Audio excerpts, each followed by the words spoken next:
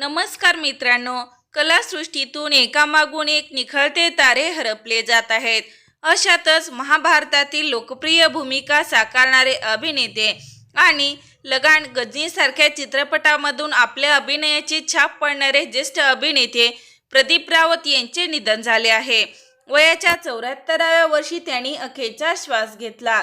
मिळालेल्या माहितीनुसार प्रदीप रावत गेल्या काही काळापासून रक्ताच्या कर्करोगाशी झुंज देत होते. उपचार सुरू असतानाच 4 ऑगस्ट 2026 रोजी त्यांचे निधन झाले आहे.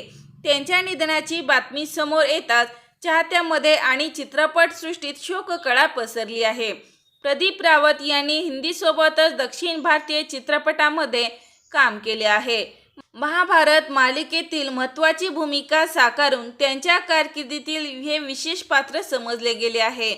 यानंतर त्यांनी लगान आणि गजनी यासारख्या चित्रपटांमध्ये विशेष भूमिका साकारून दमदार अभिनयाने त्यांनी प्रेक्षकांच्या मनात वेगळीच छाप पाडली होती. अशा या कलाकाराचे निधन झाल्याने एक उत्कृष्ट कलाकार आज आपल्यात नसला तरी त्यांनी साकारलेल्या भूमिका आणि त्यांचा दमदार अभिनय कायम प्रेक्षकांच्या मनात जिवंतच आहे.